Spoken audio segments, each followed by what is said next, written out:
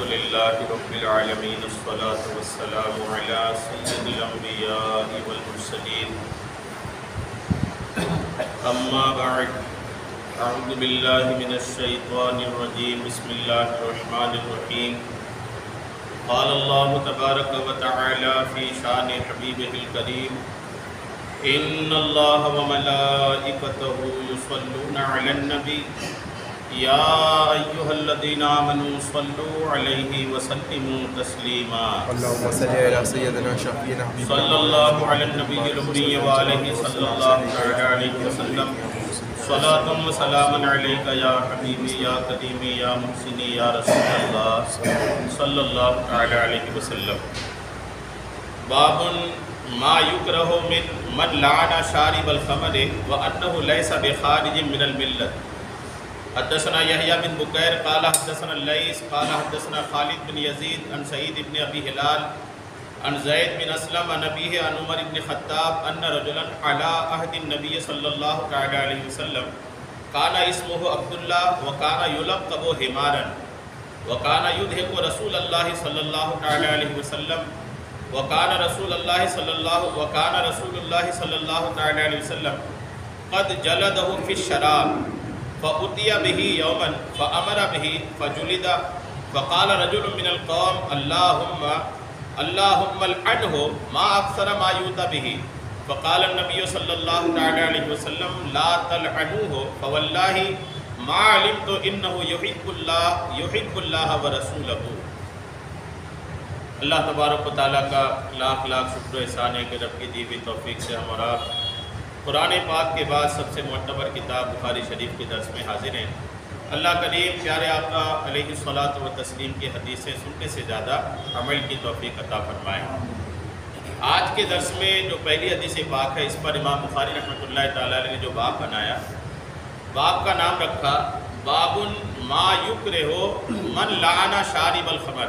یہ باب ہے کہ شراب پینے والے کو لعنت نہیں کرنا چاہیے. وَأَنَّهُ لَيْسَ بِخَارِجٍ مِّنَ الْمِلَّةِ، اور وہ دین سے خارج نہیں ہے.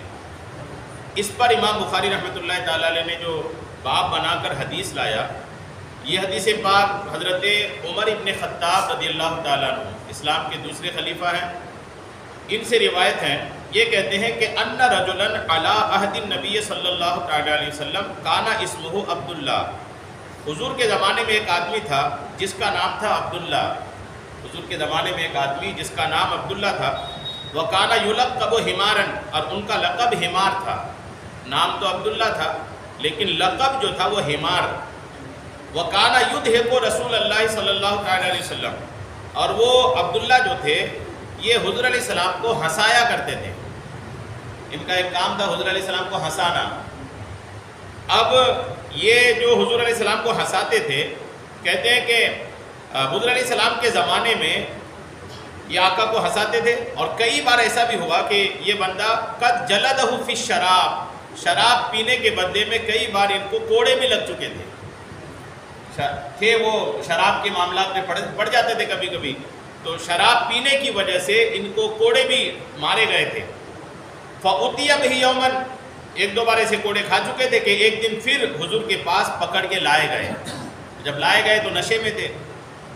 جب وہ لائے گئے تو فَأَمَرَ بِهِ، حضور علیہ السلام نے حکم دیا فَجُلِدَ، کوڑے مارو.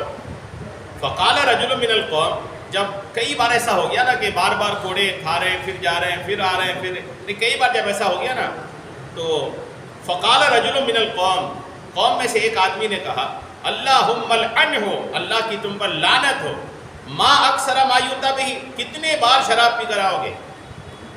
نہیں، انہوں نے ایک آدمی نے کسی نے لعنت کیا عبداللہ پر کہ تم پر خدا کی لعنت ہو، اسی گناہ کی وجہ سے کتنے بار پکڑے جاؤ گے. جب کسی نے لعنت کیا نا تو فقال النبی علیہ السلام لا تلعنوہ، حضور نے فرمایا اس کو لعنت نہیں کرو. آقا نے کیا فرمایا؟ لعنت نہیں کرو. کیوں؟ فواللہ ما علمت انہ یحب اللہ ورسولہ، حضور فرماتے اللہ کی قسم یہ بندہ اللہ اور اس کے رسول سے محبت کرتا ہے. فرمایا گرچہ شراب پیتا ہے لیکن اللہ اور اس کے رسول سے محبت کرتا ہے، اور جب اللہ رسول سے محبت کرتا ہے تو خبردار اس کو لعنت نہیں کرو. لعنت کا مطلب ہوتا ہے کسی کو ایسا برا بھلا کہنا کہ تم پر اللہ کی رحمت نہ ہو، تم سے اللہ کی رحمت دور ہو جائے، تم پر اللہ کا کوئی کرم نہ ہو، اس کو بولتے ہیں لعنت، برا بھلا کہنا۔ تو اس طرح کی جو لعنت ہے آقا کریم علیہ السلام نے کسی مسلمان کے لیے منع فرمایا، گرچہ وہ شرابی ہو یا کسی اور گناہ میں مبتلا ہو، لیکن کسی ایک مسلمان کو لعنت کہنا اور ایسا برا بھلا کہنا آقا کریم علیہ السلام نے منع فرمایا۔ یہ واقعی میں بہت بڑا سبق ہے۔ دو باتیں یہاں پر ہم لوگ سنیں گے۔ پہلی بات تو یہ کہ آپ نے سنا کہ یہ شخص جن کو کوڑے لگے تھے، یہ عبداللہ جو تھا یہ حضور علیہ السلام کو ہنسایا کرتا تھا، ان کا کام تھا حضور کو ہنسانا۔ اب حضور کو ہنسانا یہ کام تھا، مطلب یہ کچھ نہ کچھ تو ایسا بولتے تھے جس سے حضور کو ہنسی آتی تھی۔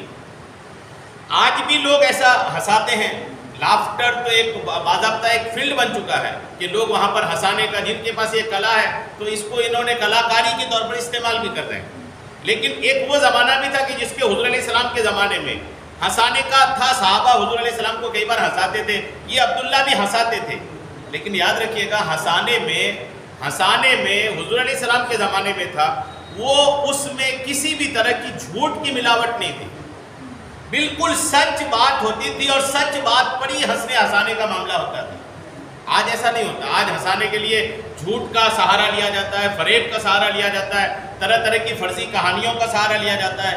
حضور علیہ السلام کو جو صحابہ ہنساتے تھے اس میں مکمل طور پر سچائی ہوتی تھی، سچ باتیں ہوتی تھی، اور اسی پر لوگ یا صحابہ کرام اور حضور علیہ السلام مسکرایا کرتے تھے۔ جیسے کئی بار میں نے آپ کو سنایا، ایک واقعہ اس میں ہے، زاہد بن حرام ایک صحابی رسول ہیں۔ یہ صحابی رسول دیہات کے تھے اور اکثر دیہات کے سامان حضور کو لا کے دیتے تھے، اور حضور علیہ السلام اس کے بدلے میں شہر کے سامان ان کو دیتے تھے۔ یعنی وہ دیہات کا پروڈکٹ لا کر حضور کو دیتا تھا، حضور علیہ السلام شہر کے جو مدینے کے سامان ہوتے تھے یہ آپ ان کو دیتے تھے۔ تو کئی بار حضور علیہ السلام یہ فرمایا کرتے تھے کہ یہ ہمارا دیہات کا گماشتہ ہے اور ہم ان کے شہر کے گماشتہ ہیں، یہ حضور علیہ السلام ان کو کہا کرتے تھے۔ اور یہ شکل سے جو نا وہ خوبصورت نہیں تھی، بائی شکل خوبصورت نہیں تھے، ہوتا ہے ایسا، ساری دنیا کے لوگ خوبصورت تھوڑی ہوتے ہیں، شکل سے یہ خوبصورت نہیں تھے۔ ایک دن یہ بازار میں جا کر کے کچھ بیچ رہے تھے، دیہات سے لے کر آئے تھے مدینے کے بازار میں اور بازار میں بیچ رہے تھے۔ آقا کریم علیہ السلام نے ان کو دیکھا کہ یہ بندہ آیا ہے کچھ بیچنے کے لیے، تو حضور چپکے سے دھیرے دھیرے ہلکے قدم سے ان کے پیچھے گئے اور پیچھے دونوں ہاتھ کے پہلوؤں سے ہاتھ ڈال کر ان کو پکڑ لیا اور آنکھیں بند کر دی۔ آنکھ بند کرتے نا پیچھے سے پکڑ کے، یعنی حضور علیہ السلام کا یہ محبت کا سلوک بھی دیکھیے، پیچھے دونوں ہاتھوں کے بغل سے ہاتھ ڈال کر آنکھیں بند کر لی، اور جب ہاتھ کے نیچے سے کوئی ہاتھ ڈالتا ہے نا تو وہ مضبوطی سے پکڑا جاتا ہے، پھر وہ ہل ڈل نہیں سکتا۔ اب وہ بولنے لگا کون ہے مجھے چھوڑو، کون ہے مجھے چھوڑو۔ حدیث پاک میں ہے کہ انہوں نے ہلکا پھلکا جو چہرے ادھر ادھر کیا نا، اور حضور کے ہاتھ کی ٹھنڈک وغیرہ، حضور کے ہاتھ میں ایک عجیب سی خوشبو ہوتی تھی، آقا جن کو چھو دیتے تھے ان کو بھی خوشبو آتی تھی، آقا جن کے سر پر ہاتھ پھیرتے ان کے سر سے بھی خوشبو آتی تھی۔ وہ صحابی نا تھوڑی دیر میں سمجھ گئے کہ یہ آقا کے مبارک ہاتھ ہیں، پہچان گئے کہ میرے آقا نے مجھے پکڑ کے رکھا ہے۔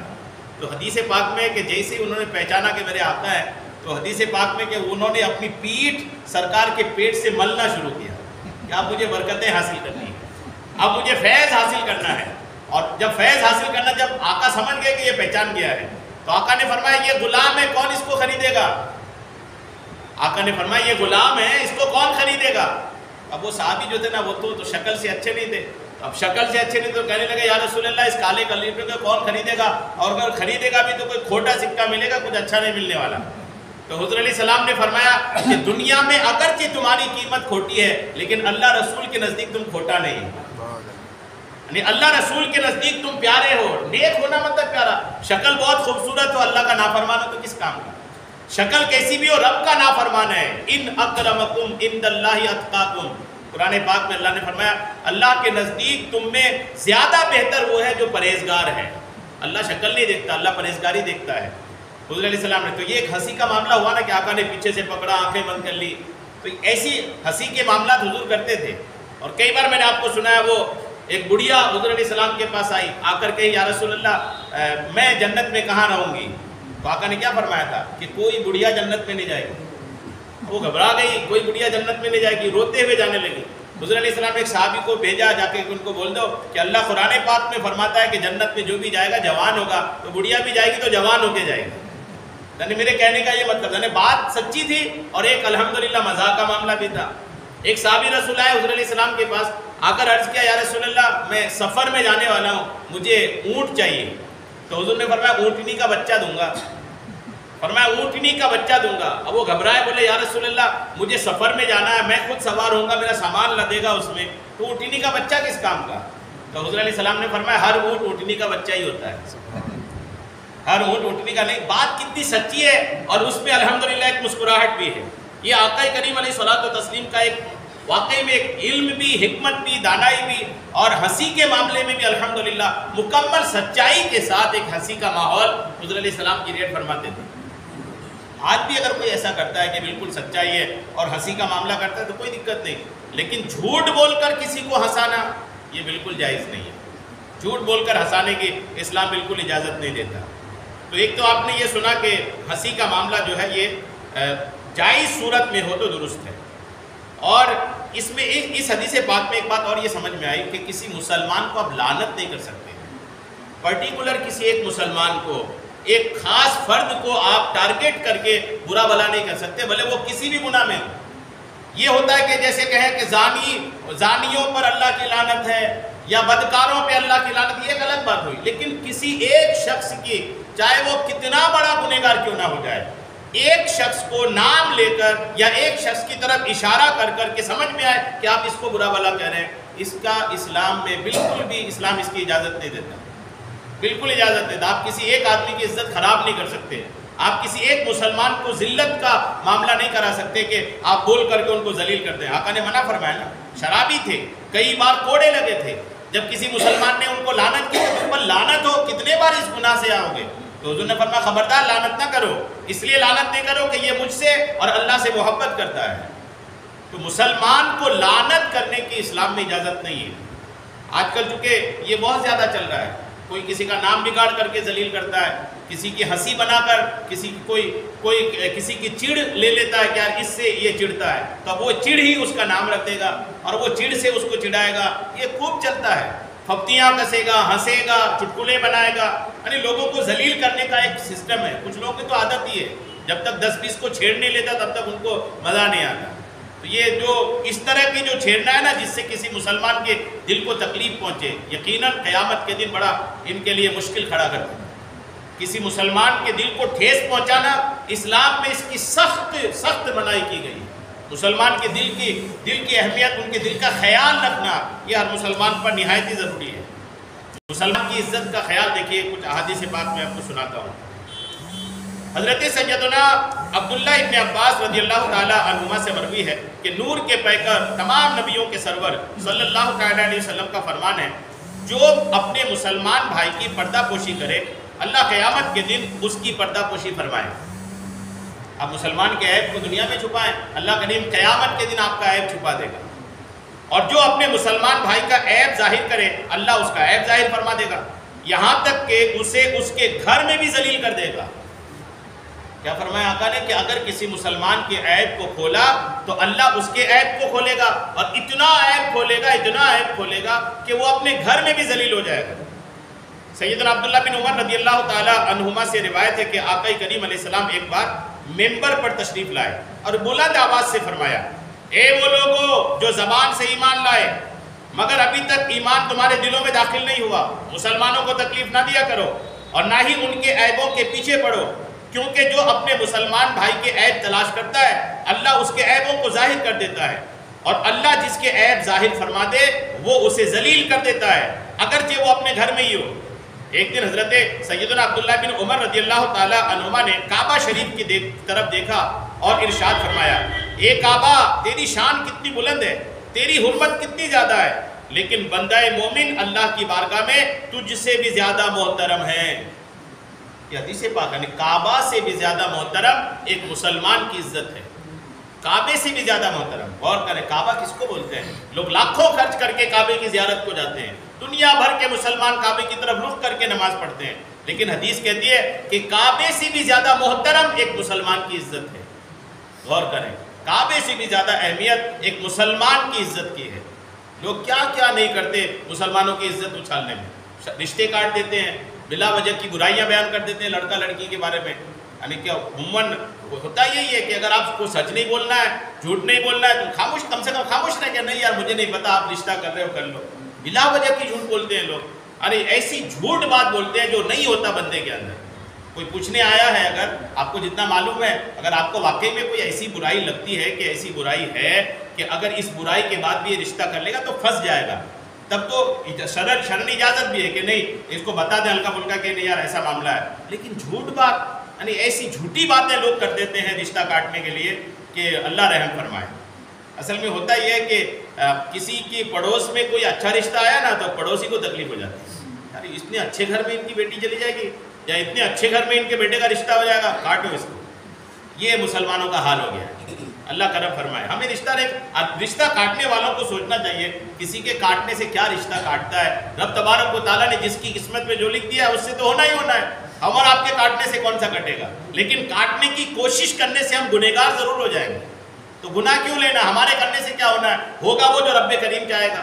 تو ہم اس گندگی میں پڑے کیوں جس کا کوئی نتیجہ ہمارے ہاتھ میں نہیں؟ ہم کاٹنے سے کسی کا رشتہ تھوڑی کٹے گا. رب نے اگر جوڑی لکھا ہے تو ہونا ہی ہونا ہے. تو ہم بلا وجہ اس گناہ میں پڑھ کے خود کو آخرت میں تکلیف میں کیوں ڈالیں؟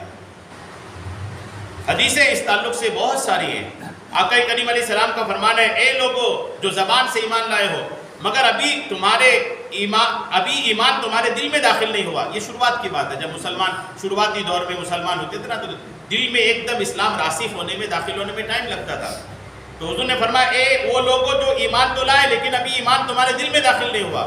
مسلمانوں کی غیبت نہ کیا کرو اور نہ ہی ان کے عیبوں کا کھوج لگاؤ، کیونکہ جو مسلمانوں کے عیب تلاش کرتا ہے اللہ اس کے عیب ظاہر کر دیتا ہے، اور اللہ جس کے عیب ظاہر کر دے وہ اسے اس کے گھر میں بھی ذلیل کر دیتا ہے.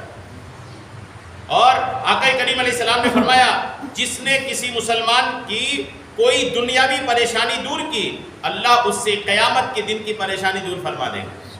اور جس نے کسی مسلمان کی پردہ پوشی کی اللہ دنیا اور آخرت میں اس کی پردہ پوشی فرمائے گا. اور جب تک بندہ اپنے بھائی کی مدد میں ہوتا ہے اللہ اس کی مدد فرماتا ہے. اور آقا نے فرمایا مسلمان کا بھائی ہے، نہ تو وہ اس پر ظلم کرتا ہے اور نہ ہی اسے عیب دار کرتا ہے، اور جو اپنے بھائی کی ضرورت پوری کرتا ہے اللہ اس کی ضرورت پوری فرماتا ہے. اور جس نے کسی مسلمان کی مصیبت دور کی اللہ عز و جل اس سے قیامت کے دن مصیبت دور فرما دے گا. اور جس نے کسی مسلمان کی پردہ پوشی کی اللہ عز و جل قیامت کے دن اس کی پردہ پوشی فرمائے. سیدنا عقبہ بن عامر رضی اللہ تعالیٰ عنہ کے کاتب سیدنا ابو حیثم فرماتے ہیں کہ میں نے حضرت عقبہ بن عامر سے عرض کی کہ میرے پڑوسی شراب نوشی کرتے ہیں. میرے پڑوسی، ایک صحابی دوسرے صحابی سے پوچھا کہ میرا جو پڑوسی ہے نا یہ شراب پیتا ہے اور میں پولیس کو بلانا چاہتا ہوں تاکہ وہ انہیں گرفتار کر لے. میرا پڑوسی شراب پیتا ہے، میں قانونی اہلکار جو پولیس ہے اس کو بلانا چاہتا ہوں تاکہ وہ اس کو گرفتار کر کے لے جائے. تو دوسرے صحابی جن کو بتا رہے تھے انہوں نے کہا ایسا مت کرو. فرمایا ایسا نہیں کرو، ایسا نہ کرو. کیوں؟ فرمایا کہ ایسا مت کرو، انہیں واضح و نصیحت کرو، سمجھاؤ. پولیس کے جھمیلے میں کیوں ان کو پھنسانا چاہتے ہو؟ ان کو سمجھاؤ. عرض کی، انہوں نے کہا کہ میں نے انہیں کئی بار منع کیا ہے، آج پہلی بار تھوڑی ہے، کئی بار منع کیا ہے لیکن وہ روکتے نہیں ہیں. تو اب میں پولیس کو بلانا چاہتا ہوں تاکہ وہ گرفتار کر لے. تو دوسرے صحابی نے فرمایا تیری ہلاکت ہو، ایسا مت کر. بے شک میں نے رحمت عالم کو فرماتے سنا جس نے کسی کا عیب چھپایا گویا اس نے زندہ دبائی ہوئی بچی کو اس کی قبر میں زندہ کر دیا. اور کیجیے مثال. فرمایا کہ اگر کوئی کسی مسلمان کی عزت بچا لیا، اس کی عیب کو چھپا دیا تو وہ اتنا بڑا کام کیا جتنا کہ کوئی اگر زندہ بچی کو دفنا دیا اور دفنا کر وہ چلا گیا اور کوئی آ کر اس زندہ بچی کو بچا لیا، قبر سے نکال لیا، مٹی ہٹا کر بچا لیا، اس میں جتنا ثواب ہے اتنا ثواب کسی مسلمان کی عیب کو چھپانے میں.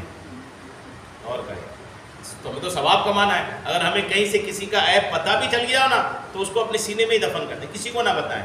کئی بار کیا ہوتا ہے کہ ہمارا بیسٹ فرینڈ ہے اس کو بتا دیتے، یا ہمارا دوست ہے یہ لیک نہیں کرے گا. یاد رکھیے گا بزرگان دین فرماتے ہیں راز تب تک ہی راز ہے جب تک آپ کے سینے میں ہے. آپ نے اگر کسی کو بھی بتایا، بھلے وہ کوئی بھی کسی بھی کوالٹی کا آدمی ہو، آپ نے بتایا مطلب اب وہ راز نہیں ہے اور وہ بات پھیلے گی. تو راز اگر راز رکھنا چاہتے ہیں تو اپنے ہی سینے میں رکھیں، اس کو بالکل بھی کسی کو شیئر نہ کریں. اور شیئر کیے تو سمجھ جائیے کہ وہ راز فاش ہو چکا ہے، راز کھل چکا ہے. تو بہرحال مسلمان کی جو عزت ہے نا، اس کی بڑی اہمیت ہے.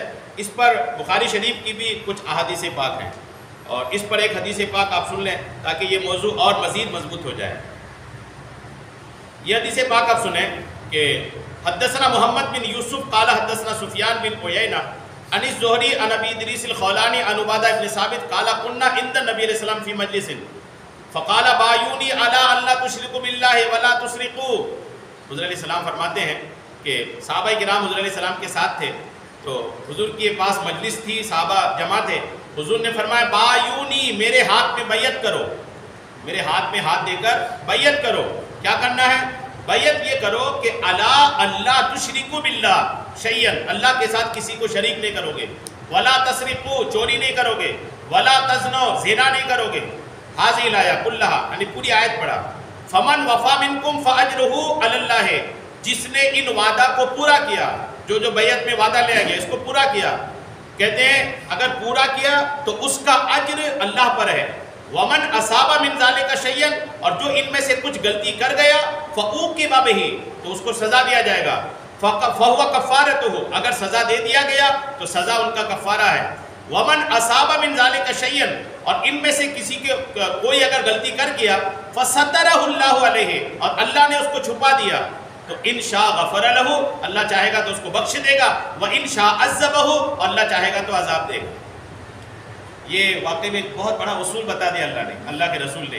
یعنی ایک تو بتا دیا کہ یہ گناہ ہیں، اس کے بعد فرمایا کہ اگر کوئی ان گناہوں میں سے کسی گناہ میں پڑ گیا اور دنیاوی سزا اس کو دے دی گئی، جو اسلامی قانون میں سزا ملتی ہے.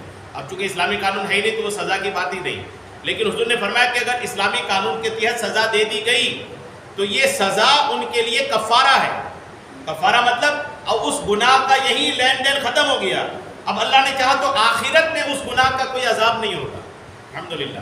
اور پھر فرمایا کہ اگر سزا نہیں دی گئی، کسی نے غلطی کرا، گناہ کرا، لیکن دنیا میں اسلامی سزا نہیں دی گئی اور اللہ نے اس کو چھپا دیا، گنہگار کو پتا میں نے گناہ کیا ہے، لیک نہیں ہوئی بات، رب نے چھپا دیا. اگر رب نے چھپا دیا تو حضور فرماتے ہیں جو رب چھپا دیا، اب وہ رب دو طرح کا کام ہے. رب تبارک و تعالیٰ چاہے تو جیسے چھپایا تو ویسے بخش بھی دے گا، اور چاہے گا تو قیامت کے دن عذاب کرے گا. اور علماء کہتے ہیں، بزرگان دین کو میں نے پڑھا ہے، رب کریم کی ذات کے بارے میں رب سے امید لگاتے ہوئے علماء لکھتے ہیں کہ جو رب دنیا میں ہمارے عیب چھپا دیا، اس رب سے امید ہے کہ قیامت کے دن میدان محشر میں بھی چھپا دے گا. اور جو رب عیب چھپا دے گا وہ رب کریم سے امید ہے کہ رب کریم بخشش فرما دے. یہ امید رکھنا چاہیے، اس لیے کہ ایک حدیث پاک کا خلاصہ ہے کہ اللہ فرماتا ہے کہ میں بندوں کے گمان کے مطابق ہوں. یہ حدیث پاک آپ یاد رکھیے گا. حضور فرماتے ہیں کہ اللہ فرماتا ہے کہ میں اپنے بندوں کے گمان کے مطابق ہوں، مطلب بندہ میرے بارے میں جیسا سوچتا ہے میں ویسا ہی ہوں. تو ہمیشہ سوچنا یہ ہے کہ میرا رب مجھے بخش دے گا. ہمارا گمان یہی ہو، رب سے اچھی امید رکھیں، رب سے اچھی امید رکھیں، رب کے کرم کی ہی امید رکھیں کہ رب کریم ہم پر کرم ہی فرمائے گا. اس کے بعد جو باب بنا امام بخاری نے، باب زہر المومن من حمین الا فی حد و فی حق. حدثنا محمد بن عبداللہ قال حدثنا عاصم بن علی قال حدثنا عاصم بن محمد عن واقد بن محمد قال سمعت ابی قال عبداللہ قال رسول اللہ فی حجۃ الوداع. مسلمان کی عزت کی بات ہو رہی تھی نا، یہ دیکھیے حجۃ الوداع میں حضور علیہ السلام جب ایک ہی حج کیے تھے، ویسے فرض حج آقا نے، وہ جو جس کو حجۃ الوداع بھی کہتے ہیں. حضور علیہ السلام نے یوں تو حج فرض ہونے سے پہلے کئی حج کیا تھا، لیکن حج فرض ہونے کے بعد صرف ایک ہی حج کیا تھا، اور اسی ایک حج کو حجۃ الوداع بھی کہتے ہیں. حجۃ الوداع اس لیے کہتے ہیں حضور علیہ السلام کے حج کو کہ حضور علیہ السلام نے اس حج میں کچھ اس طرح کے بیانات کیے تھے کہ جس سے لگ رہا تھا کہ حضور علیہ السلام اب دنیا سے پردہ فرمانے والے ہیں. حضور کے بیانات سے ظاہر ہو رہا تھا. یہ حضور جو حج کے دوران بیان کیے تھے، خطبہ دیے تھے، باتیں کیے تھے، اس سے الوداع والی صورت جھلک رہی تھی. اس لیے اس حج کو حجۃ الوداع کہتے ہیں، وداع والی، الوداع والی حج. آقا جب حجۃ الوداع میں تشریف لائے نا، عرفات کا میدان ہے، لاکھوں کی بھیڑ ہے، آقا کریم علیہ السلام نے بیان شروع کیا. فرمایا، یہ حدیث پاک بخاری میں کئی جگہ ہے، آقا نے اعلان کیا، الا ایو شہر تعلمونه اعظم حرمتا. حضور نے فرمایا صحابیو، تمام شہر میں سب سے حرمت والا شہر، سب سے عزت والا شہر تم کس کو مانتے ہو؟ کون سا شہر مطلب مہینہ، کون سا مہینہ تم حرمت والا مانتے ہو؟ قالوا اشہرنا ھذا. یا رسول اللہ یہ مہینہ یعنی ذی الحج کا مہینہ، عربی میں شہر کا مطلب ہوتا ہے مہینہ، یعنی ذی الحج کا مہینہ جو ہے یہ تمام مہینوں میں سب سے زیادہ عظمت والا مہینہ ہے جو حج کا مہینہ کہلاتا ہے۔ اور پھر آقا نے فرمایا الا ایو بلد تعلمونہ اعظم حرمتا، پھر حضور نے دوسرا سوال کیا، صحابیو شہروں میں سب سے عظمت والا شہر تمہارے نزدیک کون سا ہے؟ قالو، صحابہ نے کہا الا بلدنا ھذا، یا رسول اللہ یہ ہمارا شہر شہر مکہ یہ ہمارے لیے سب سے عظمت والا ہے۔ پھر حضور نے فرمایا قال الا ایو یوم تعلمون اعظم حرمتا، حضور نے فرمایا کون سے دن کو تم سب سے زیادہ حرمت والا سمجھتے ہو، یعنی کون سا دن سب سے بہتر ہے؟ تو صحابہ نے کہا الا یومنا ھذا، یا رسول اللہ آج یہ عرفہ 9 تاریخ کے جو دن ہے یہ ہمارے نزدیک سب سے افضل ہے۔ یوم عرفہ واقعی یوم عرفہ ہے جو 9 تاریخ کا دن ہے، جس کو حج کا دن کہتے ہیں۔ حج کے تو بہت سارے ارکان ہیں لیکن حج کا رکن اعظم، حج کا جو بڑا کام ہے وہ عرفات میں رکنا، یہی حج ہے۔ باقی تو اس کی لگی ہوئی چیزیں ہیں کہ آپ دیگر یہ بھی کر لیں یہ بھی کر لیں یہ بھی کر لیں، لیکن اصل جو حج ہے وہ عرفات میں رکنا۔ تو عرفات میں رکنا چونکہ یہی حج ہے تو وہی دن وہی علاقہ وہی شہر، صحابہ نے کہا کہ یہ سب سے افضل ہے۔ پھر آقا نے کیا فرمایا دیکھیے، قال فإن اللہ حرم علیکم دماءکم، حضور نے فرمایا سن لو، جب یہ حرمت تم سمجھ گئے تو اب یہ بات بھی سن لو۔ آقا فرماتے حرم علیکم دماءکم، تم پر تمہارے خون حرام ہے، واموالکم تمہارے مال حرام ہے، واعراضکم تمہاری عزتیں حرام ہیں، الا بحق ہاں مگر اس کے حق سے، حرمت یومکم ھذا، یعنی جس طرح آج کے دن کی حرمت ہے، جس طرح اس شہر کی عظمت ہے، جس طرح اس مہینے کی عظمت ہے، ویسے ہی مسلمانوں کے مال، عزت اور ان کے خون کی عظمت ہے۔ مثال آقا نے کتنی پیاری دیا، فرمایا جس طرح عرفات کے دن کی اہمیت ہے، جس طرح ذی الحج کے مہینے کی حرمت ہے، جس طرح اس مہینے کی، اس دن کی، اس مقام کی، اس علاقے کی، اس شہر کی عزت ہے، ویسے ہی مسلمان کی عزت، مسلمان کے مال اور مسلمان کے خون کی عزت ہے۔ غور کریں کہ کیا شان ہے۔ اللہ کرم فرمائے کہ جس طرح ہم کعبے سے محبت کرتے ہیں ویسے ہی مسلمان کے ناموس، مسلمان کی عزت سے بھی محبت ہے۔ اور اسی میں آقا نے آخری میں یہ جملہ ارشاد فرمایا، آقا نے فرمایا کہ الا هل بلغت ثلاثا، حضور نے فرمایا کیا میں نے اپنی بات پہنچا دی؟ میں جو نبی بن کے آیا تھا کیا میں نے اپنی ذمہ داری پوری کر دی؟ 3 بار آقا نے فرمایا میں نے اپنی ذمہ داری پوری کر دی۔ تو پھر جب صحابہ نے سنا نا تو کل ذالک یجیبونہ الا نعم، تمام صحابہ نے جواب دیا ہاں یا رسول اللہ آپ نے اپنی ذمہ داری پوری کر دی۔ آقا نے پھر آخر میں ایک جملہ فرمایا وَيْحُكُمْ وَوَيْلُكُمْ لَا تَرْجَعُنَّ بَعْدِ كُفَّارًا، آقا نے فرمایا تمہارے لیے برائی ہو، کبھی بھی میرے بعد کفر کی طرف نہیں پلٹنا، کہ ایسا کفر کی طرف پلٹ جانا کہ یضرب بعضکم رقاب بعض، کہ بعض کے گردن مارنے لگ جاؤ، یعنی ایسا نہیں کرنا، کفر کی طرف نہ پلٹنا اور کفر کی طرف جا کر اپنے ایک دوسرے کی قتل کی طرف بڑھو، ایسا کام نہیں کرنا۔ یہ حدیث پاک اس مفہوم سے ملتی جلتی بخاری شریف میں کئی جگہ ہے جس میں یہ واضح کرتا ہے، کلیئر کرتا ہے کہ ایک مسلمان کی عزت، ایک مسلمان کا مال، ایک مسلمان کا خون، یہ ہمارے لیے ان کو بچائے رکھنا، ان کو سیف رکھنا، یہ ہر مسلمان کی ذمہ داری ہے کہ ایک دوسرے کی عزت و ناموس کی حفاظت کرے۔ اب آپ غور کریں کہ اگر صرف اس حدیث پہ عمل کر لیا جائے، ایک مسلمان دوسرے مسلمان کی عزت و ناموس کی حفاظت کرے، تو آپ غور کیجئے کہ معاشرہ کتنا خوبصورت ہو جائے، کتنا پیارا ہو جائے۔ ایک بڑی تعداد ہے، حالات اسلام تو یہ کہتا ہے، کتاب تو یہ کہہ رہا ہے کہ مسلمان کی عزت کا محافظ ہوتا ہے، حفاظت کرنے والا ہوتا ہے، لیکن کنڈیشنز کیا ہے، حالات کتنے خراب ہیں، بہت خراب ہے۔ یعنی جب مسلمان کی عزت کے محافظ ہوگا تو محلہ کتنا پیارا ہوگا، مسلمانوں کی بستیاں کتنی اچھی ہوں گی، مسلمان دوسرے مسلمان کی مال کی حفاظت کرے گا، عزت کی حفاظت کرے گا، خون کی حفاظت کرے گا۔ تو غور کیجئے مسلم محلے کی کیا بات ہونی چاہیے، یعنی دوسرے لوگ تو آئے تو بالکل وہ کوشش کریں کہ مجھے مسلم محلے میں جگہ مل جائے، لیکن حالات بالکل اس کا الٹا ہے۔ آج کل مسلمانوں کے محلے میں لوگ بالکل پسند نہیں کرتے رہنا۔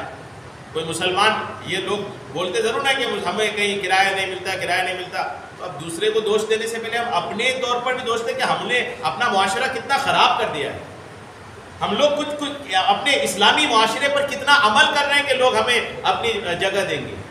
شکایت ہوتی نا، یہ چالو ہو گیا کہ آپ کہیں پر جائیں کرائے سے مکان مسلمانوں کو بڑے مشکل سے ملتا ہے۔ جی ہاں، اور سارا ٹھیکڑا تعصب پر پھیر دینا بیکار ہے کہ تعصب کا دور ہے ہمیں کرایہ نہیں ملتا. وہ تعصب تو بہت بعد میں آیا. پہلے مسلمانوں نے اپنا اخلاق، اپنا کردار، اپنا اسلامی نظام خراب کر کے بیٹھا ہے. اس کو بھی تو دوش دیا جائے نا کہ ہم نے کون سا اسلامی اخلاق پہن کر کے رکھا ہے. آج بھی الحمدللہ اچھے مسلمانوں کی سب جگہ قدر ہے. مسلمان اچھا بھی تو بن کے دکھائے. کیسے مسلمان تھے؟ میں کئی بار عرض کرتا ہوں کہ پرانے زمانے میں حضرت امام مالک سے کسی نے پوچھا تھا کہ پہلے کے مسلمان کیسے ہوتے تھے. تو انہوں نے کہا پہلے کے مسلمان جاننا چاہتے ہو ایسے ہوتے تھے. وہ ایسے ہوتے تھے کہ ان کے پڑوس میں کوئی غیر مسلم ہوتا تھا، ان کو اگر کہیں جانا ہوتا تھا تو اپنے گھر کی عورتوں کو مسلمان کے گھر میں چھوڑ کے جاتا تھا کہ ہماری عورتیں مسلمان کے گھر میں محفوظ ہیں. یہ تو غیر مسلم کی سوچ مسلمان کے لیے ہوتی تھی. اور ایک مسلمان کے لیے ایسا ہوتا تھا. انہوں نے کہا کہ کسی مدینے کے بازار میں دو مسلمان کی کپڑے کی دکان آزو بازو تھی.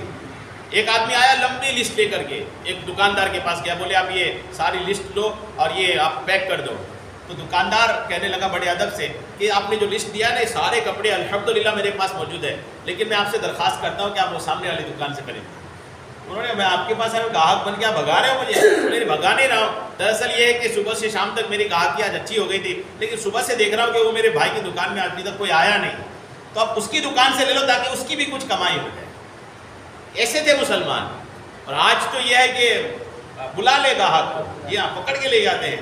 اب یہاں مسلم محلہ میں جو ہوٹلز ہوتے ہیں نا، کھانے کے کئی ہوٹل ہوتے ہیں، تو وہ ہوٹل کے لوگ جو نا باہر کھڑے رہتے ہیں پکڑنے کے لیے. اب وہ گاہک پکڑ لیں ہم، وہ گاہک کہیں بھی جائے لیکن وہ پکڑ لیتے، پکڑ کے لے کے جاتے ہیں کہ نہیں اب یہاں پر آؤ.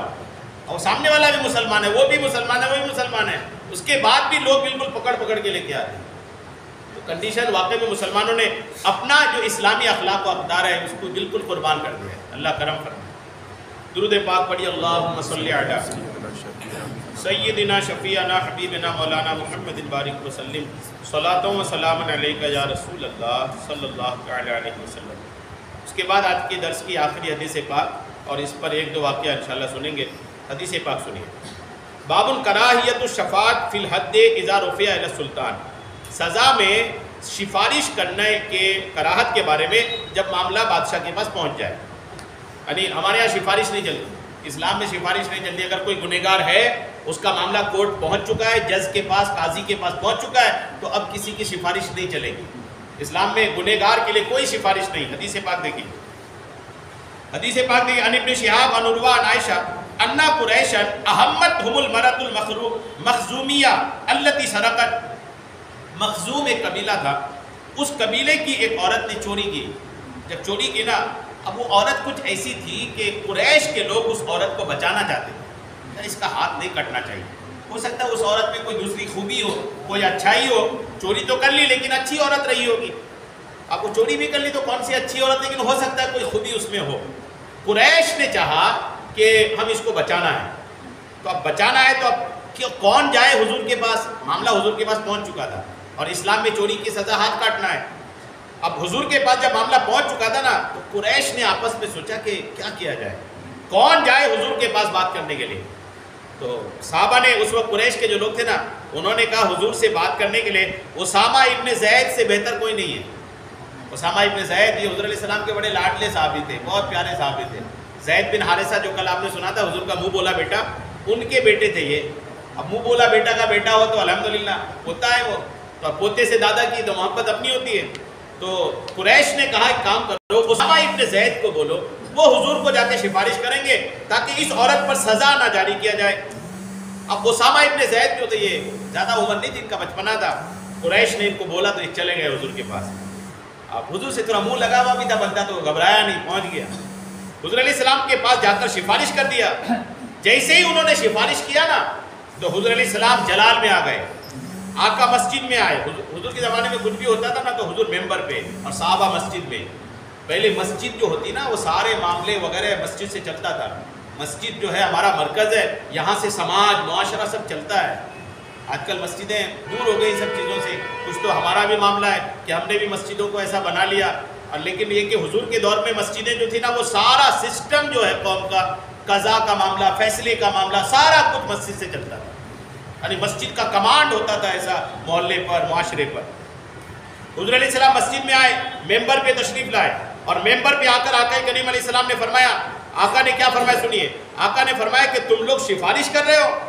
آقا فرماتے ہیں، آقا کا جملہ دیکھیے، آقا فرماتے ہیں فَقَالَ أَتَشْفَعُ فِي حَدٍّ مِّن حُدُودِ اللَّهِ، کہ اللہ کی حدوں میں سے کسی حد میں تم سفارش کرتے ہو.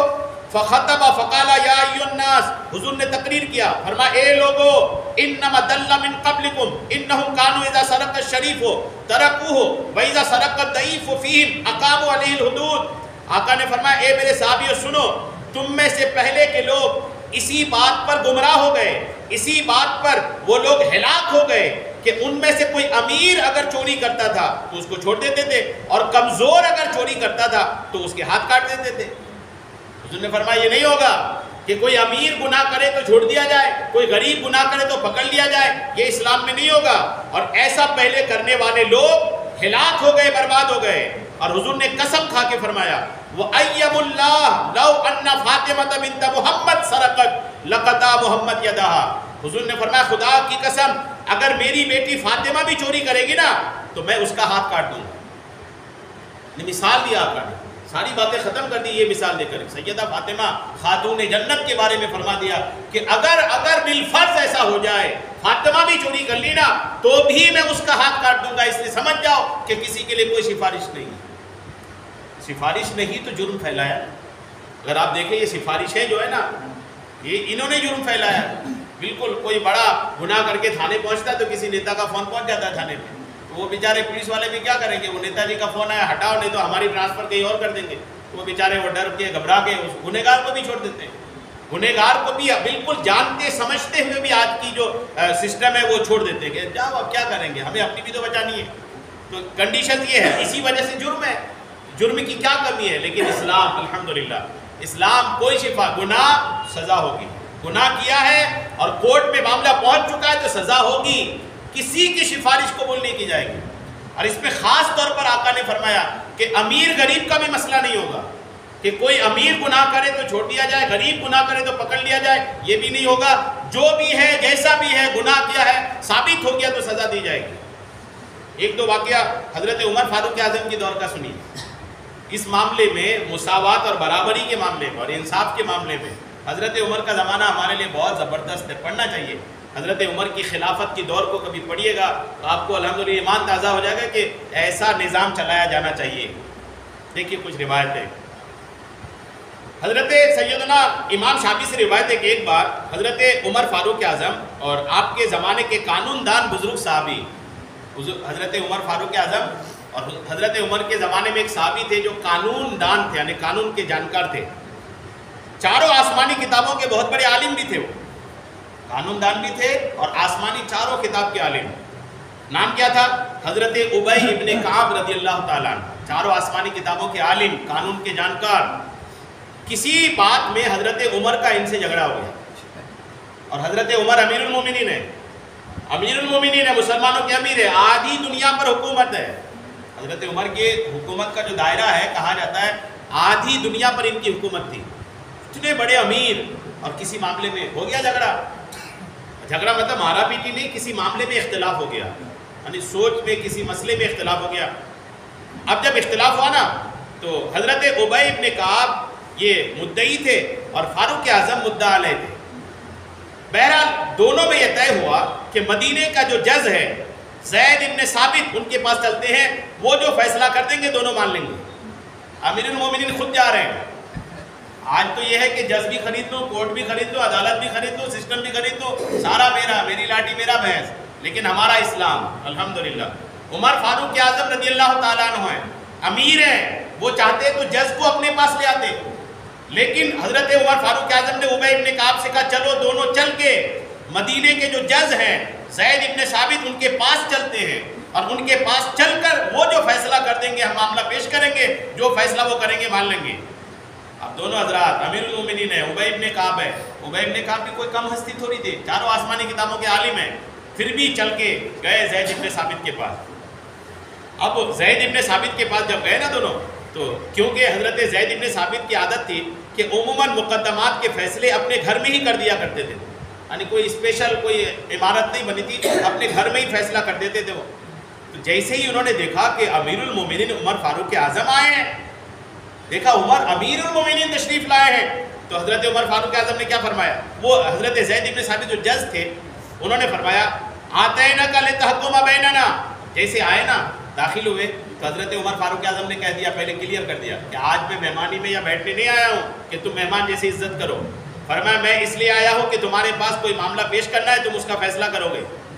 یعنی پہلے اس لیے کلیئر کر دیا کہ ایک مہمان کی عزت الگ ہوتی ہے اور کوئی فیصلہ کرانے آیا تو اس کی آؤ بھگت الگ ہوتی ہے. یعنی اب آپ جج کی حیثیت میں ہیں، ہم معاملہ لے کر آئے ہیں، پہلے کلیئر کر دیا کہ آج ہم مہمان بن کے نہیں فیصلہ کروانے آئے ہیں. تو زید بن ثابت نے پھر بھی آپ امیر المومنین تھے، زید بن ثابت نے جو جج تھے انہوں نے کیا کرا، اپنے بچھونے کا ایک حصہ حضرت امیر المومنین عمر فاروق اعظم کے لیے پیش کرتے ہوئے فرمایا، عرض کیا امیر المومنین آپ یہاں تشریف رکھیے.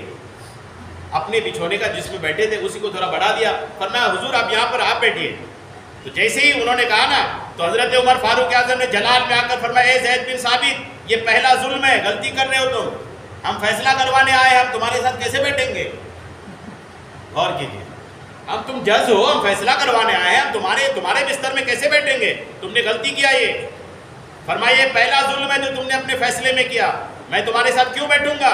میں تمہیں اپنے معاملے کا فیصلہ کروانے آیا ہوں، لہٰذا میں اپنے فریق کے ساتھ ہی بیٹھوں گا، جو میرا ساتھ ہے، جو ہم دونوں آئے ہم دو ساتھ بیٹھیں گے. بہرحال دونوں حضرت زید بن ثابت کے سامنے بیٹھ گئے. سیدنا ابی بن کعب جو حضرت عمر فاروق اعظم کا جن سے معاملہ بنا تھا وہ انہوں نے دعویٰ کیا، عمر فاروق اعظم نے انکار کر دیا. چونکہ جو دعویٰ کرنے والا ہے اسلام میں دلیل دعویٰ کرنے والے پر اور انکار کرنے والے پر قسم ہوتا ہے، یہ اسلامی ججمنٹ کا ایک سسٹم ہے. جو دعویٰ کرے گا اسے دلیل پیش کرنی پڑے گی اور جو مدعا علیہ ہوگا جو انکار کرے گا انہیں قسم کھانا پڑے گا. یہ اسلام کا ایک نظام جو قضا کا ہے اس کا ایک سسٹم ہے. تو اب دعویٰ کرنے والے پر دلیل اور انکار کرنے والے پر قسم ہوتی ہے. لہٰذا زید بن ثابت نے ابی بن کعب سے عرض کی آپ امیر المومنین کو قسم اٹھانے سے معاف رکھیے، آج تک میں نے کسی کے لیے یہ درخواست نہیں کی. دعویٰ کرنے والے نے دلیل پیش کر دیا، عمر فاروق اعظم انکار ہی کر رہے تھے، تو اب عمر فاروق اعظم پر قسم کھانا تھا. تو اب جج نے کہہ دیا ان سے ابی بن کعب سے کہ خدا کے واسطے امیر المومنین سے قسم مت کھلوائیے، میں آج پہلی بار درخواست کر رہا ہوں، جج ہوں لیکن پھر بھی درخواست کر رہا ہوں، عمر کو قسم کھانے پر مت ابھاریے. جیسے عمر فاروق اعظم کی طرف سے یہ سپورٹ کر رہے تھے نا تو عمر فاروق اعظم نے پھر ڈانٹا، فرمایا کہ عمر فاروق اعظم نے اس سے قسم اٹھا لی اور فیصلہ آپ کے حق میں ہو گیا، لیکن آپ نے حضرت زید بن ثابت کی فیصلہ کرنے میں دو غلطیوں کو نشاندہی کیا. عمر فاروق اعظم نے پھر بھی قسم کھایا اور قسم کھا کر فیصلہ کروایا، اور جب فیصلہ ہو گیا، اب فیصلہ ہو گیا، معاملہ ختم ہو گیا. اب امیر المومنین اپنے شان میں فرماتے ہیں اے زید بن ثابت آپ نے فیصلہ کرنے میں دو غلطی کی. پہلی غلطی امیر المومنین کو بیٹھنے کے لیے جگہ دینا اپنے ساتھ، پہلی غلطی تم نے یہ کی، اور قسم اٹھانے کی زحمت نہیں دینا دوسری غلطی یہ کی. اب اس کے سبب اس بات پر بھی قسم اٹھائی کہ عمر کے ہوتے ہوئے اب کبھی زید بن ثابت کبھی بھی فیصلہ نہیں کر پائیں گے. عمر فاروق اعظم نے انہیں جج ہونے کا فیصلہ، جج ہونے کا جو عہدہ تھا نا وہ چھین لیا کہ تم سے فیصلہ نہیں ہو پائے گا. جب تم برابری نہیں کر پا رہے ہو تو تم فیصلہ نہیں کر پاؤ گے. آج کے بعد جج کا وعدہ، تو جج کا جو عہدہ ہے یہ تم سے لیا جا رہا ہے، تم ایک عام آدمی ہو، اب کے بعد کسی کا فیصلہ نہیں کرو. غور کیجیے، جب تک فریق بن کے آئے تھے، فریق تھے، فیصلہ ہو گیا، شان امیر المومنین دکھایا اور ان سے جج ہونے کا جو عہدہ ہے واپس لے لیا. کیا لے لیا؟ کہ تم میری طرفداری کر رہے ہو، اور جو طرفداری کرے گا وہ کیا فیصلہ کرے گا؟ طرفداری کرنے والا ایک طرف کا فیصلہ کرے گا نا. یہ اسلام کا نظام عدالت ہے. غور کیجئے، اس پر بہت سارے واقعات ہیں. کبھی آپ پڑھیں حضرت عمر فاروق اعظم کی خلافت کو پڑھیں، یقین کریں کہ آپ کا ایمان تازہ ہو جائے گا اور آپ کو یقین ہوگا کہ الحمدللہ ہمارے قوم میں ایسے عادل صحابہ الحمدللہ ہوا کرتے ہیں. اللہ خوب کرم فرمائے. اللہ تبارک تعالی ہم سب کو عمل کی توفیق عطا فرمائے. آمین بجاہ النبی الامین صلی اللہ تعالی علیہ وسلم.